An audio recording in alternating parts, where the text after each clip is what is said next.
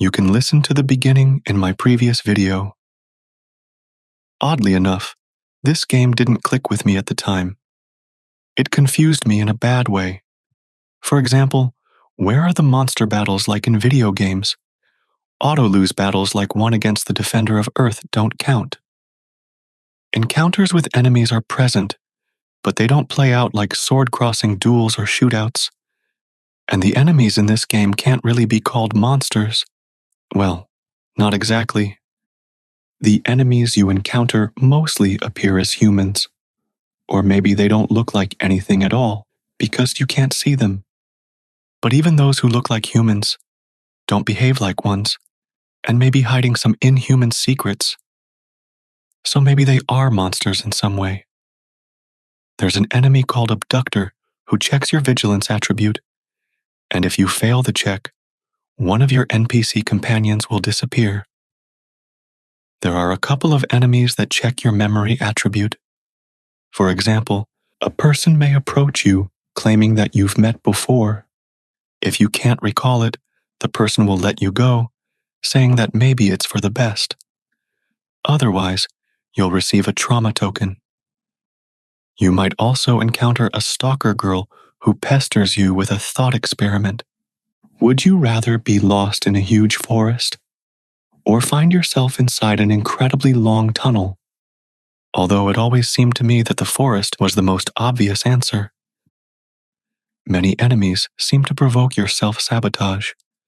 For example, when you see some man creepily smiling at you, you assume that he has already figured out all your plans, and now you won't succeed.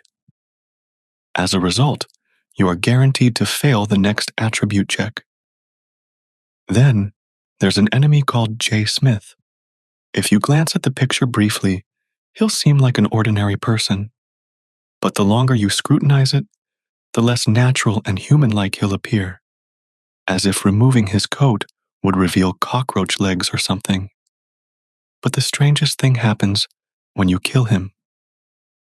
He vanishes, leaving behind only a face and a very loud, long scream, and something else, but I don't remember what exactly.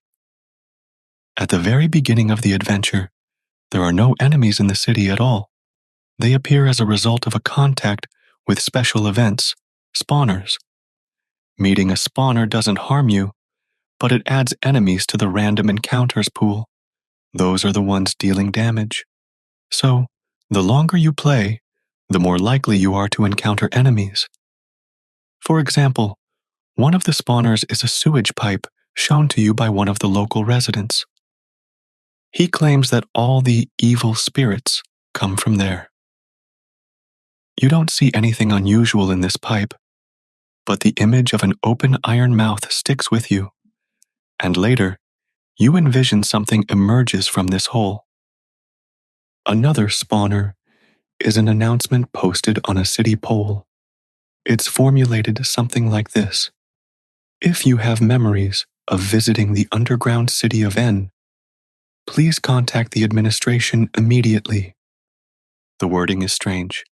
Instead of "you were there," it's "you have memories that you were there." Interestingly, even though you initially don't recognize anything familiar in the name of this city, you then suddenly admit to yourself that you were indeed there. At least, you have memories of being in some underground settlement made of black monoliths.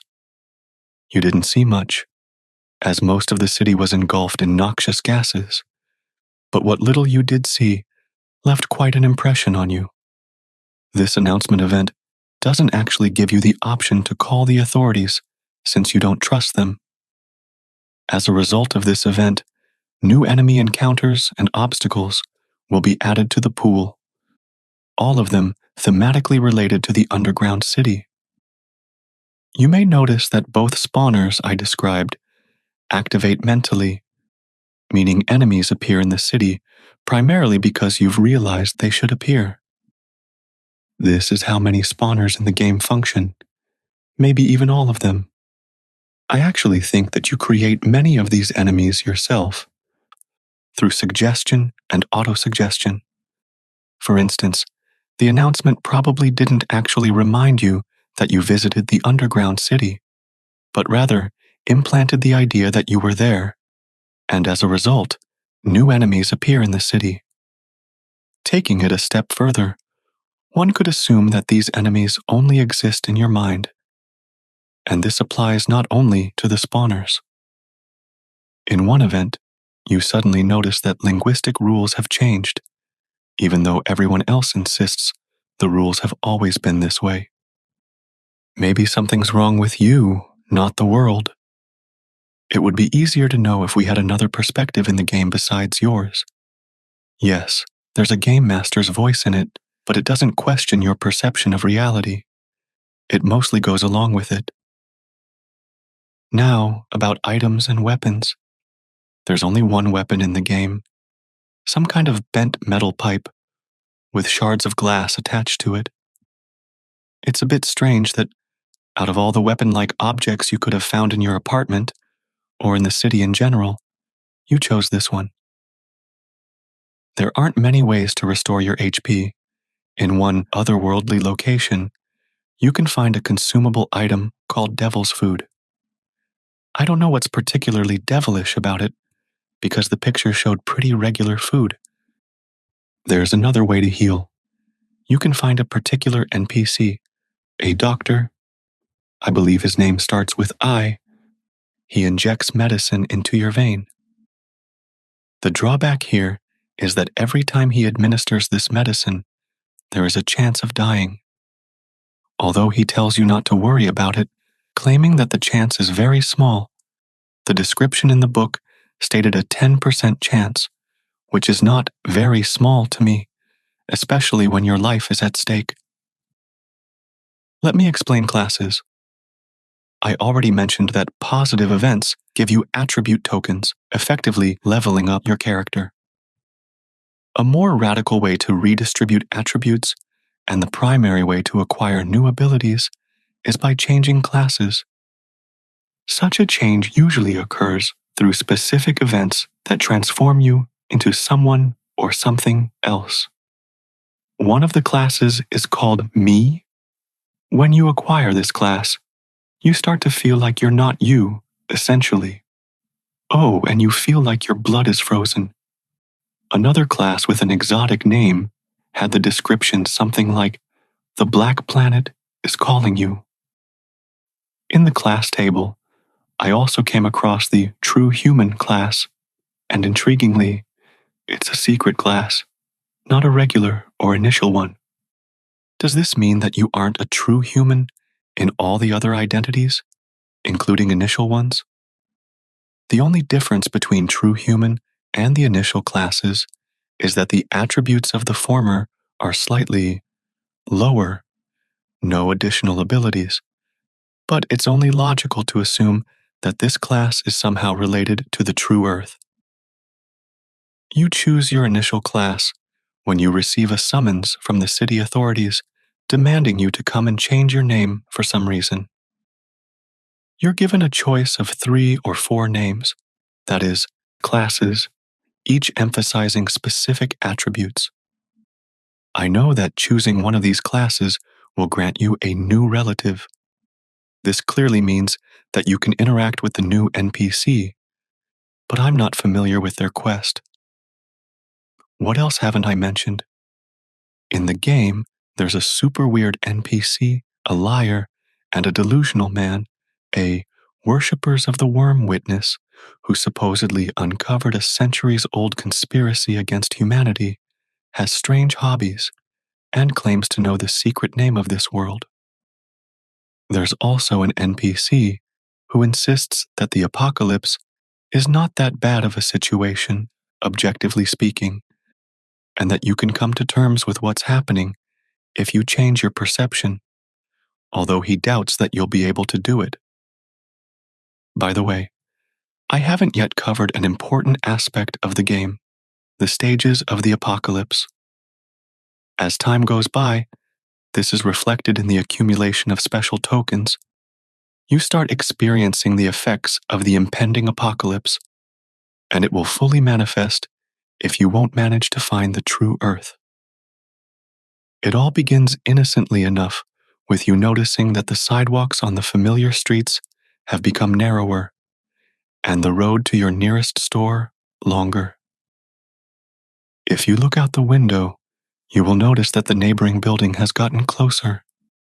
The city's TV tower has expanded, its spire now disappearing into the clouds. All the streets have become jumbled. However, after a while, you dismiss these observations, admitting that everything is in its original place and you're probably just tired. Then you go through another episode during which you measure the size of your hands with a ruler several times, and each time you get a different result. These are not particularly reliable observations, as you might guess. Also, the game is harder now. As the world deteriorates, or as you personally deteriorate, narrative branches emerge. In one of these scenarios, you discover that the elevator in your apartment building is not working, and for the first time, you decide to take the stairs. However, on the way, you realize that you can't remember your floor number. This confusion lasts only a few seconds, and your memory eventually returns. But you see it as a sign of your apartment starting to reject you. Ruminating on this thought eventually makes your apartment feel foreign to you. In reality, everything remains the same, but now you can't convince yourself of that anymore. Eventually, you lose the ability to return home, one of the key locations, by the way. In the next stage, despair overtakes you, and you give up trying to change anything by your own efforts, simply asking for help from above. When nothing happens, you decide that you just didn't ask hard enough. You fall asleep from exhaustion, and when you wake up, the sky is gone. Only darkness left. The sky burned out, as it was written in the book. The last stages of the apocalypse are quite challenging to describe. Only fragments of impressions remain with me. First, somebody arrives, and you're not sure if you know them or not. Then some events happen. Then you think that maybe they didn't really happen. But suddenly, you realize that the time has come. You see the world falling apart at the seams. The city starts to deflate and shrink to nothing. The book and its language seem to deteriorate as well. But then an unexpected lucidity comes. Everything falls back into place. All people are safe again. Your consciousness undergoes a transformation. Instead of dementia-like confusion, you are suddenly filled with an understanding of everything in the world. And instead of wanting to give up, you're overflowing with the energy of life. You are witnessing an idyllic scene of newfound unity of all people and the unity of the people with the universe. You want to do something spontaneous, like jumping and landing on the treetops far down the slope. But then, the world suddenly disappears.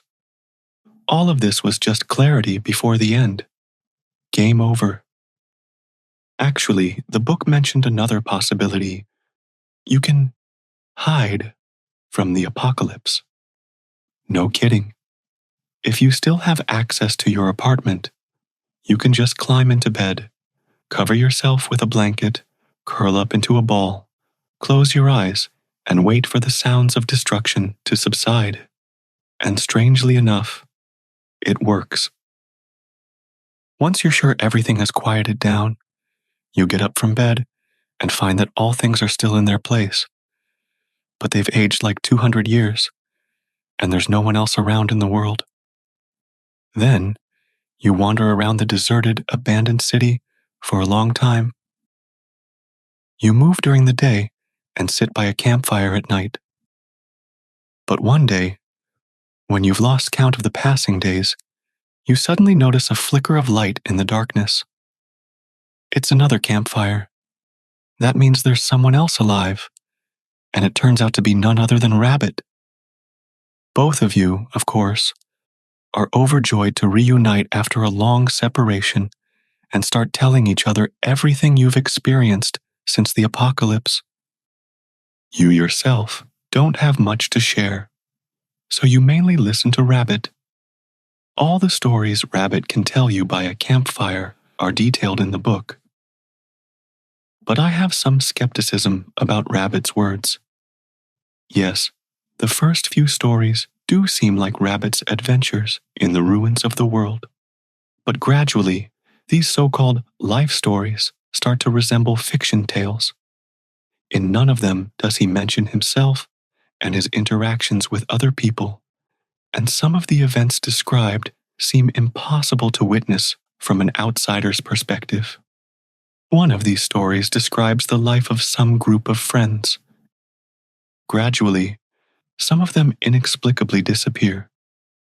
The ones left can't remember any details about the missing ones, except that they were there, and then they were gone. There's also a story where the world government is searching for human bones. Maybe I got that wrong. In another story, Rabbit just meticulously describes some large room with no windows or doors and all the numerous items found inside, on the floor, on the tables, on the shelves. Another story is also just a description, but this time not of physical objects, but of some unique, incomprehensible feeling that a person can experience in their lifetime. But the chance is incredibly slim. There's also a story about a girl house, a sort of combination of a girl and a house. I don't remember much about this one. Like I said, it's hard to believe these are Rabbit's life stories. In short, in this game, Rabbit is your best friend, but also a very enigmatic character. This goes on for a while. During the day, you two travel together through the empty world. And at night, Rabbit tells another batch of stories. But suddenly, Rabbit declares that you can no longer continue your journey, and it's time for you to die. He starts telling the last story and claims that once it's finished, your life will also come to an end. Yes, it's the end of the game, but a bit peculiar. The scene ends with Rabbit still telling the last story, and you're hoping it never ends. I guess I can stop here for now. If I remember anything else important or interesting, I'll make another video. The last one for sure.